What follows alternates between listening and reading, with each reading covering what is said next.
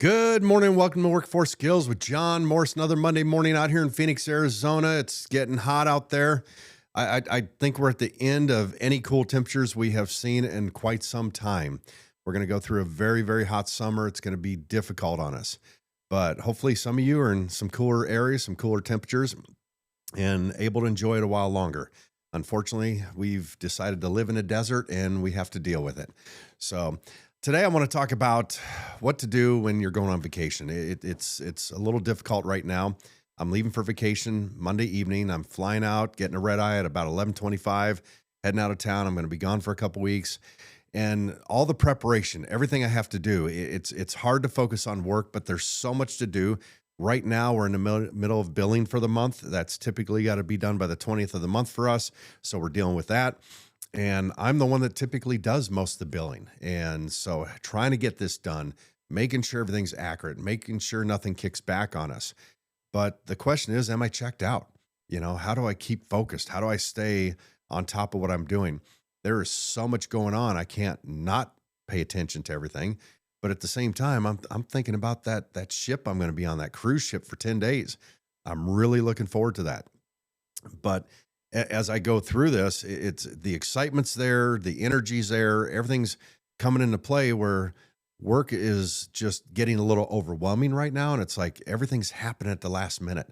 It's almost like there's somebody out there like, John, we're going to hit you from three different sides here just to see if you can handle this before you leave. And that's the difficult part with this, knowing everything that I've got going on, but just for anybody out there, as you're preparing for vacation and you're trying to do your job and pay attention to what you're doing, you'll have a tendency to slip up. You'll make a mistake, and we can't let that happen. We have to stay laser focused at work. We have to pay attention to what we're doing. We can't let these distractions happen. There are distractions all day long. It could be a phone call, it could be a girlfriend or wife calling you, could have a child that's sick at home that you're trying to pay attention to. I went through that a while back with my son when he was sick, and he was in and out of the hospital for 2 years. It was a struggle for me. It was a struggle to stay focused at work and pay attention to what I need to do. But somehow we have to find it. We have to find that inner calm that helps us relax and pay attention to work. I see all these motivational people and all these people talking about, you know, don't pay it. You can't have any feelings at work. You got to do this. You got to do this. Stay focused. It's your week if you don't. It's human nature to let this stuff affect us. And it's a struggle to stay focused. It's a struggle to stay on top of what we need to stay on top of. I got a guy this week, he called out because his back was hurting. I got a guy that called out because his transmission's failing. All these other excuses and different things. And I've got a guy I'm mentoring at work that I'm trying to push him to become better, but he's kind of stuck in where he's at, and how do we get past all these distractions? How do we focus so we can improve on bettering ourselves? Sometimes it's hard to stay in beast mode. It's hard to just get up every day and do it. I get that. Sometimes I don't know where I find it in me. I just keep going. It becomes such a routine that it becomes second nature to me. I don't have to think about it anymore. Even right now, while I'm getting ready to go on vacation, I'm thinking, okay, we're boarding the dogs for a couple weeks. We've got to make sure the house is ready. We've got to make sure, the mail's being held for 2 weeks. There's just so many things, and you're almost worried you're going to forget something. Now you got this new ID that you got to get with a star on it so you can fly. Well, fortunately, we have our passport, so that's not going to be an issue. But we still made the appointment, and we went down yesterday to get those special IDs with the star on it so we can fly and travel. And, we need that. For us, we're realizing too that we've got a bunch of federal jobs that we're doing. In order to get on the Air Force base or do some of these federal jobs, our employees must have this ID to get on those facilities. So now we're trying to create that to happen.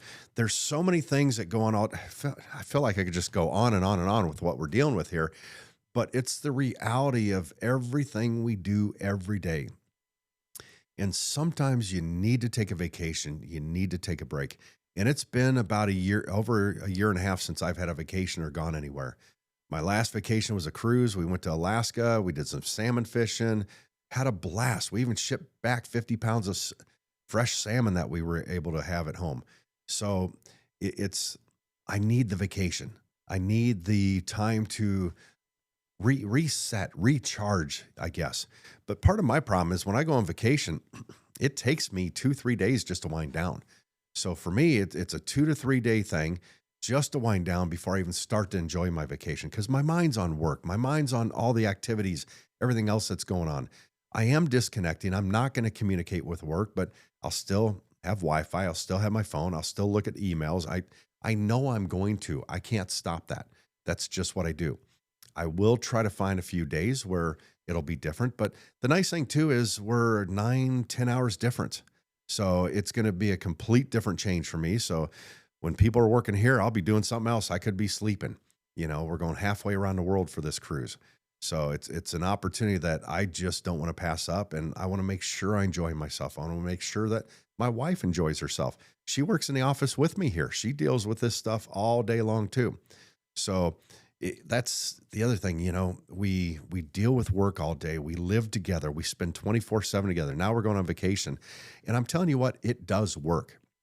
It does work for us. And one thing I've been realizing lately, and it's interesting when I look at relationships and what people go through and the grind that we have to deal with, and we just stay focused on going and going and going every single day.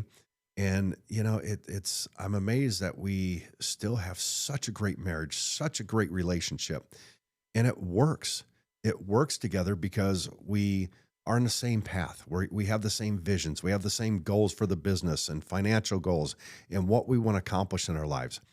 And if you're in a relationship and it's not aligned, if you're coming home and you had a bad day at work and your significant others, well, you know what, you're better than this. You should go find another job. You should do this, and just nagging on you. It's not going to work. That's not a healthy relationship. You need someone that's going to support you, because the problem I see in that is you're coming home, you're talking about the stress, the daily crap that you had to deal with all day. And what happened? Well, it's a one-sided story. The person you're sharing that story to only knows your side. They don't know all the other details and everything that was involved and what happened and other people's opinions and decisions that were made during the day.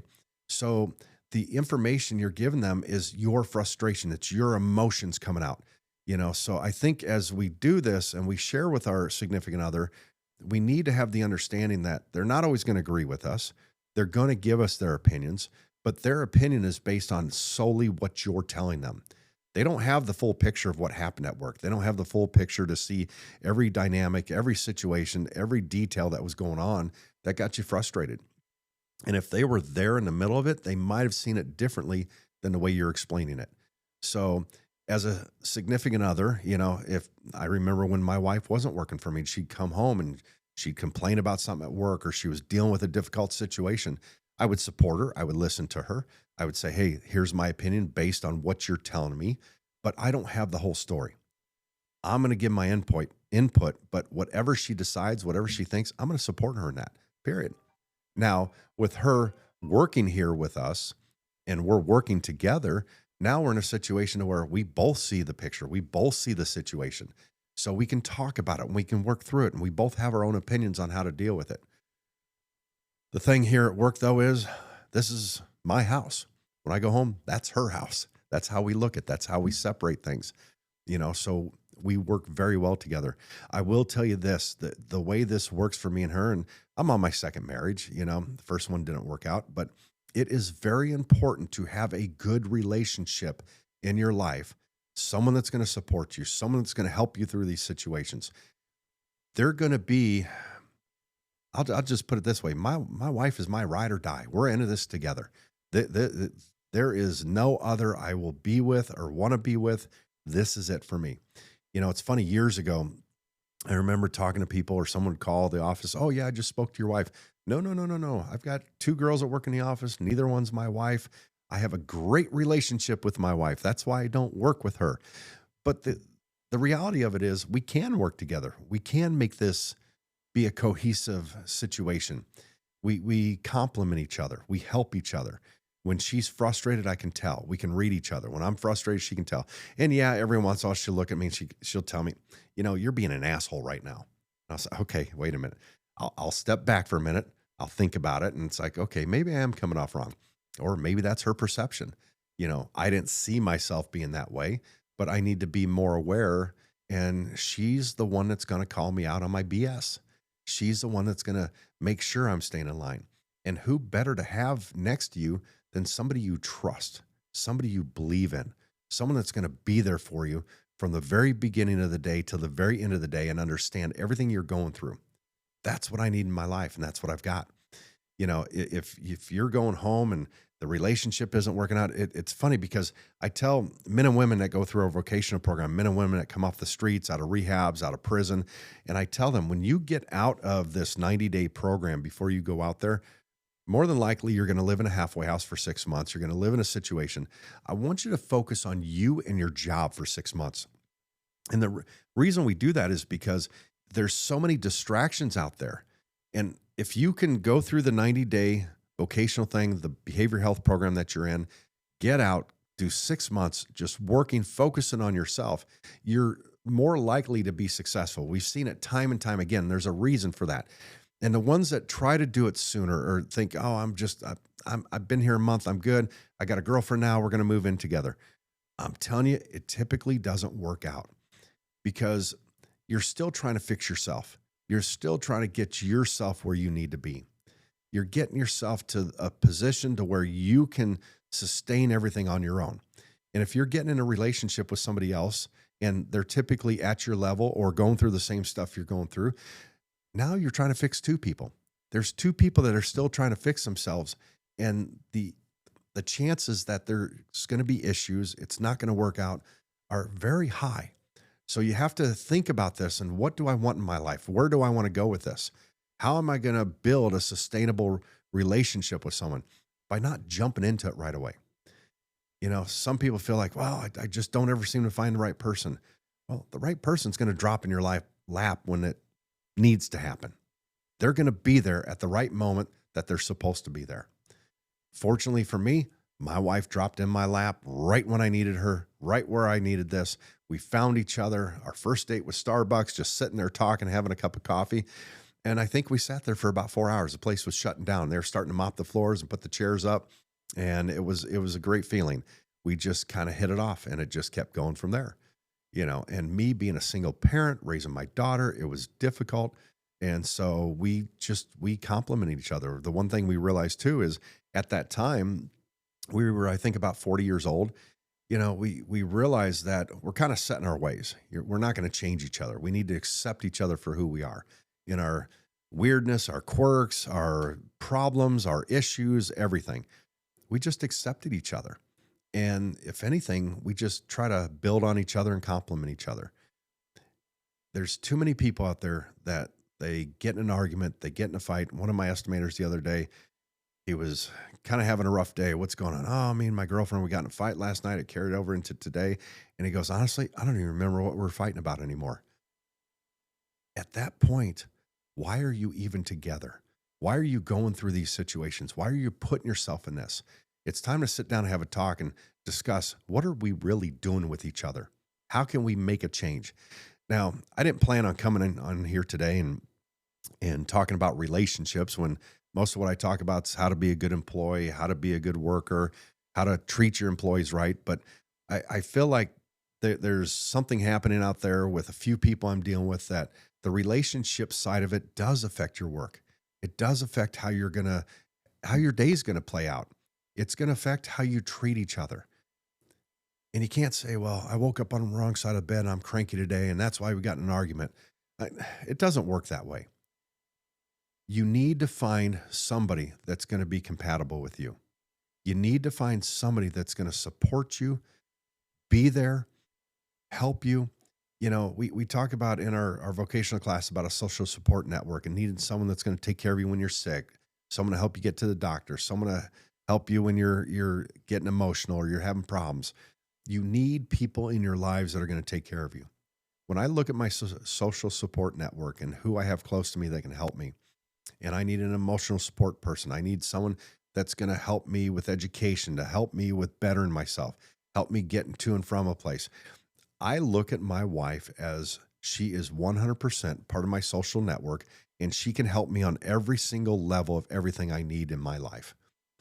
It doesn't mean I utilize her for everything or I talk to her about everything. There's other people that I discuss stuff with as well. So these are the people that are closest to me. The relationships that you build, the relationships that I've built through work with everybody, not just my wife building stronger every day, every year, but it's even with the people we work with. The relationships you build. I've Some of my best friends are people that started with a work situation. I painted their house or there was a business thing that we were dealing with, and that's how I met them.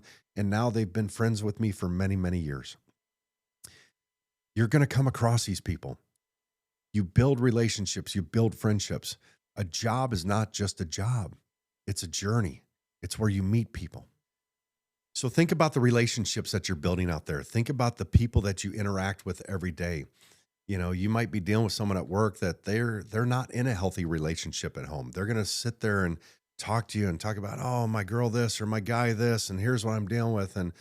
And how are you going to support them? How are you going to talk to them about it? Because you might be in a healthy relationship. You might not have the issues that they have. We need to find an even balance with the people that we are with every single day. Because even with the relationships at home, you're going to have relationships at work that you're going to spend more time with the people at work than you do with the people at home. So you have to think about this. And you might wake up and say, oh, I just go to work and come home. But you don't realize that you're building relationships. You're building friendships with everybody around you, the people that you deal with every day. How is this going to affect your life long term? How are they going to impact the growth of you with your personal life, your business? Is it going to be a bond? I mean, is it a brotherhood? You've got to start looking at this and think about the people that you're around. How do they affect you? What role do they play in your life? Is it a role in your work performance? Is it a role in your sobriety? Is it a role in anything financially? How are you changing because of the people around you? Are you becoming better? I know with my wife, I'm a better person every day because of her. That's what I want. I know the tight-knit group that I'm creating and building here in the office between the estimators, the superintendents, project managers. I'm building the team that makes me better. I'm building a team that builds each other up and makes each other better. That's what relationships are about. That's what friendships are about. We need people in our lives to help us become better. If not, what happens? We become stagnant. You become complacent. So start to think about who's in my life, who's making a difference. What am I doing different to build a better relationship? And it's so easy to blame everybody else. It's so easy to blame our partners for our problems or, well, because of her or because of him, this is happening, or my life would have been different if I would have met somebody else. You are where you're at. You have to deal with it. You can't change it, but we can improve on it or we can make it worse. The question is, what are you going to do with it? Are you going to make your situation worse or are you going to make it better? Guys, I'm going to do a short one here because I'm kind of in the middle of 100 different things right now, kind of checking out. I'm working on billing. I'm ready for vacation. So, guys, start thinking about your relationships, who you're with, what's important to you in your life, what's important to build your relationship with the people around you. Once again, guys, stay hungry.